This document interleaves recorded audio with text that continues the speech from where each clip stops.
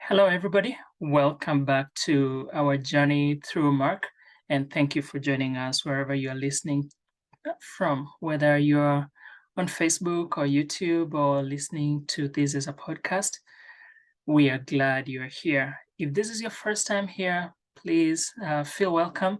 Browse around and see we have different topics available, and I am sure you will find something that resonates with you, if not everything. And don't forget to hit the like and subscribe button, and that way you will be notified anytime we have a new video premiering or coming up, or anytime something new is uploaded. We would also love to hear your comments, so please leave us a comment and let us know what your take home is. With that being said, we will continue on our journey. Last time we started on, or rather we finished on the death of John the Baptist. So today we will go to something a little bit happier. I know last time was a sad story, so today will be much more lively as we talk about feasting and food. This is a story of the feeding of 5,000, as it is called in the Bible. Although let me submit to you, it could be or should be called feeding of more than 5,000. But I'm getting ahead of myself. Let us go ahead and read from Mark chapter 6, verses 30 to 44. This is what it says, and I do have my paper Bible with me. We have a pastor who is a big proponent of paper Bibles, so always try as much as possible, as much as technology is good, to have a paper Bible.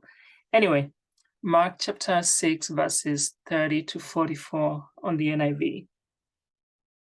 The apostles gathered around Jesus and reported to him all they had done and taught. Then, because so many people were coming and going that they did not even have a chance to eat, he said to them, "Come with me by yourselves to a quiet place and get some rest." So they went away by themselves in a boat to a solitary place. But many who saw them leaving recognized them and ran on foot from all the towns and got there ahead of them.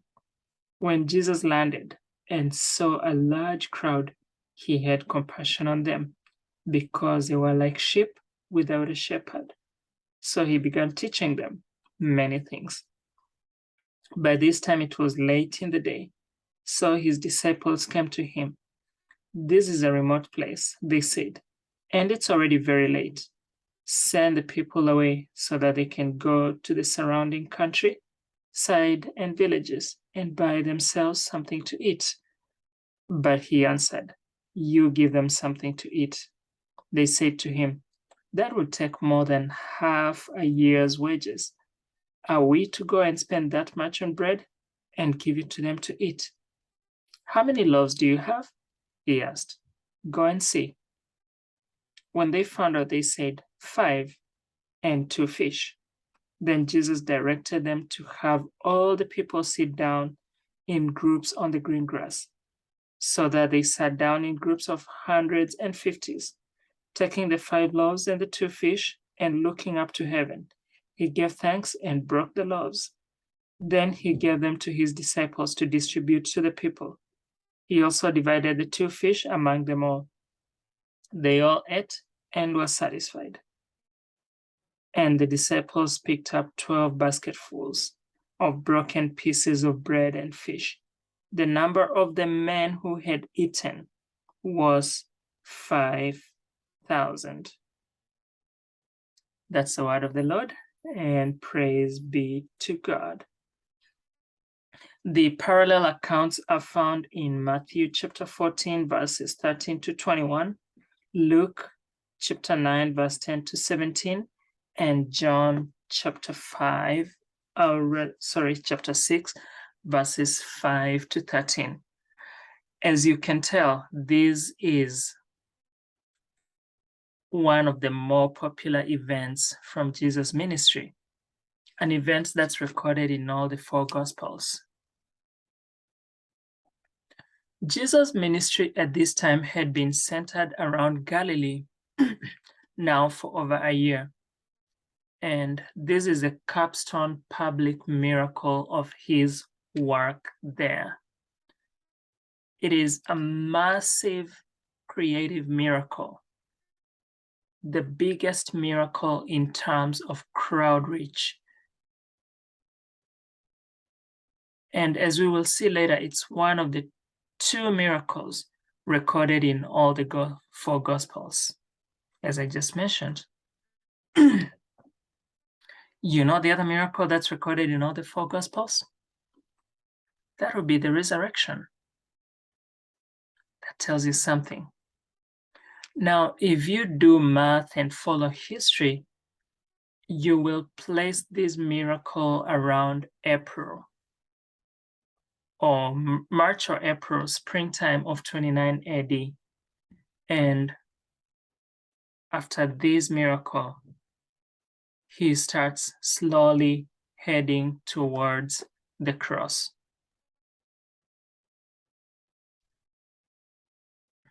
The miracle is so popular that John records that after this happened, they tried to make Jesus king by force.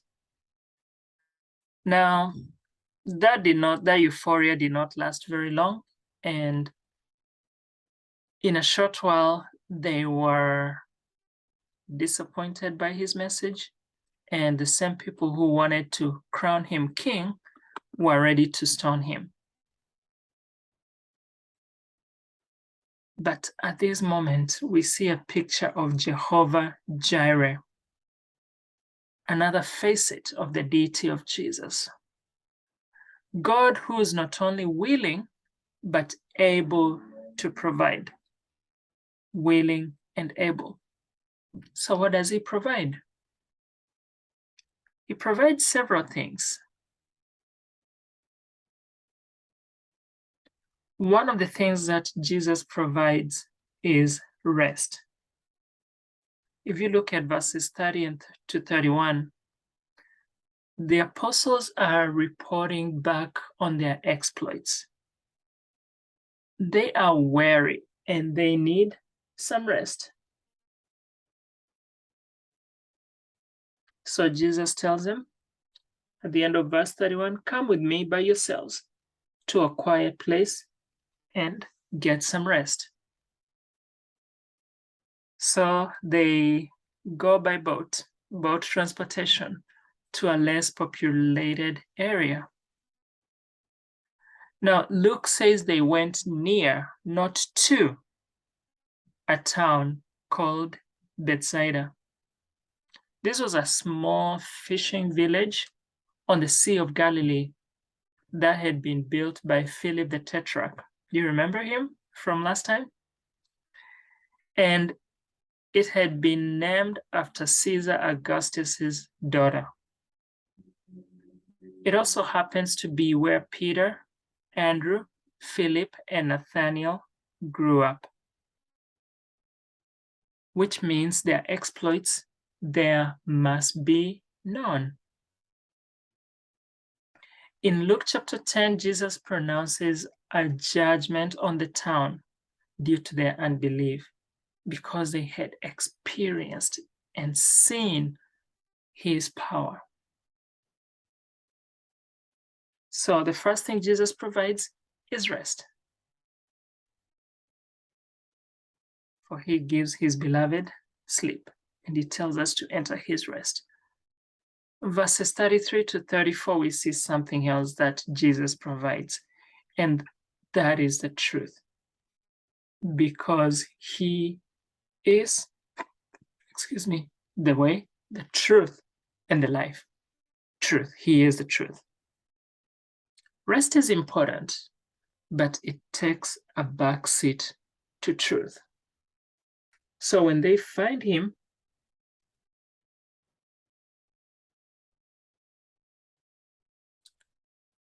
Jesus has compassion on them, and he teaches them many things.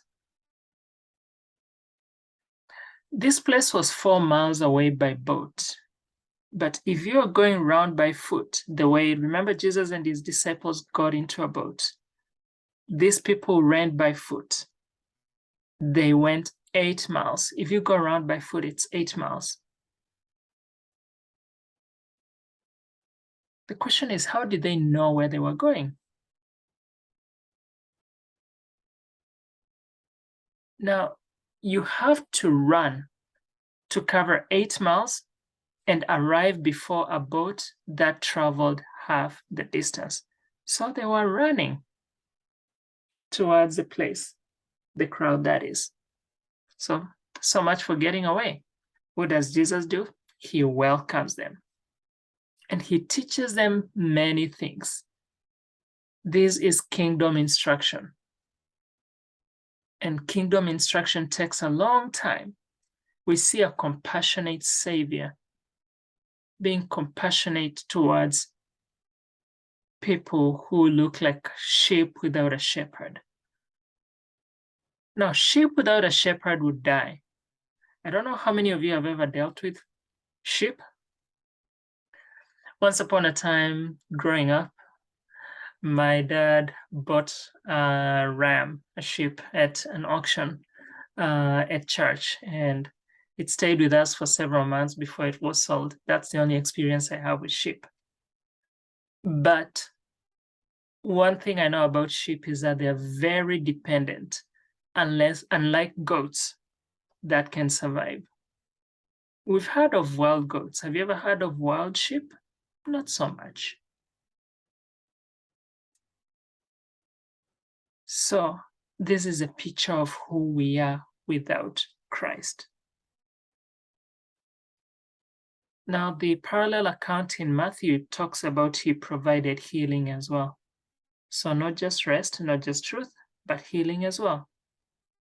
Giving physical rest as well as eternal rest. Physical healing as well as spiritual wholeness. Jesus provides both. Tells them you don't have to fight anymore, you don't have to suffer. I'll give you physical as well as eternal rest. I'll give you physical healing, I'll give you spiritual wholeness. And then verses 35 to 36, what does he provide? Food. So let's be thankful for that. The disciples agreed that it's late and in a remote place, and the people are hungry. Of course, they're hungry as well, and it's not a fast food culture. You will need to look for the food, then find it, and cook it. This place they were at is a lovely, nice place where they could get away, but it's also a lonely place.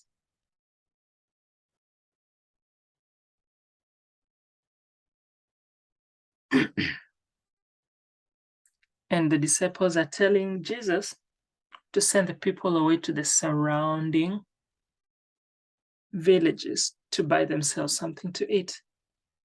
And what does Jesus tell them in verse 37? You provide them something to eat. You give them something to eat. Common grace from Jesus, the goodness of God without discrimination. You give them something to eat. I'm sure the disciples were like, what? Are you kidding me? I mean, they're hungry too. What he's telling them is that he's delegated his power to them. If you remember, they've already been healing people and casting out demons. They had it in them, but they couldn't understand.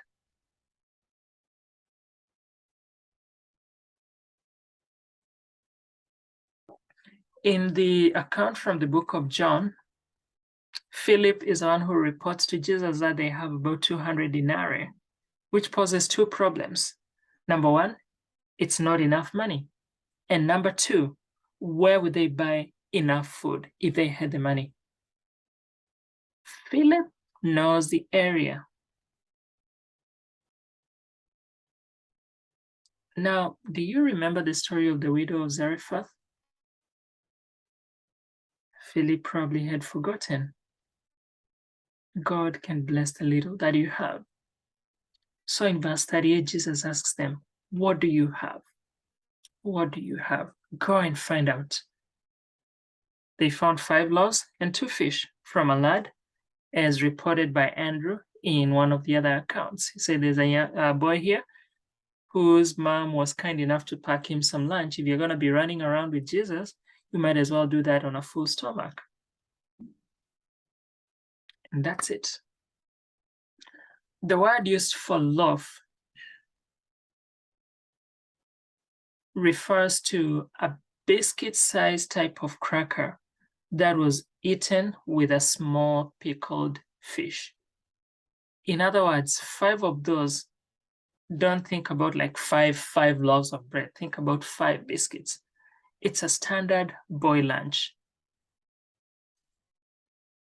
Think about it as a fish biscuit for breakfast during Lent season. Now, will those 5 feed this massive crowd? As I said, at least we know that someone thought about packing lunch for his or her boy as he ran around listening to Jesus. Then the disciples came and took it away. But when you give out what you have, you never know the kind of blessing that it will return. Verse 39 to 40, Jesus directs, he commands them. He directed them to have all the people sit down in groups on the green grass, so they sat down. He commanded, and they sat without question. Then verse 41, taking the 5 loaves and 2 fish, looking up to heaven, he gave thanks and broke them. All things come from heaven. Thanksgiving for provision.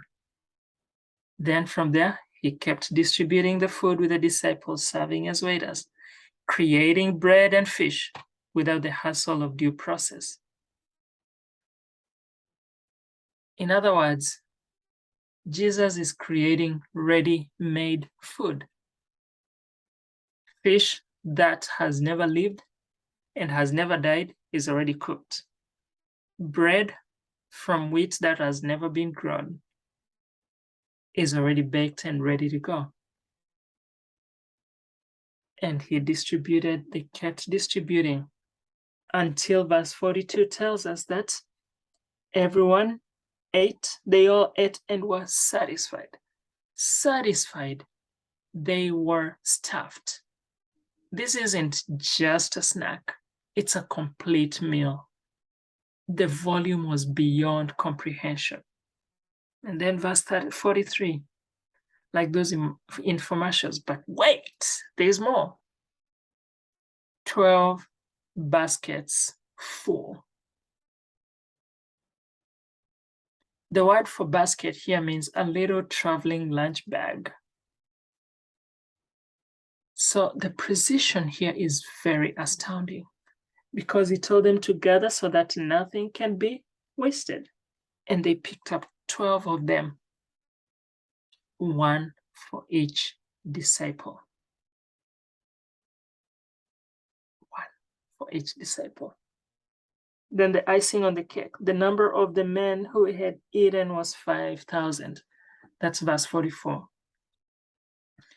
The meaning of 5,000 men here doesn't mean 5,000 in terms of mankind or humanity, or 5,000 humans.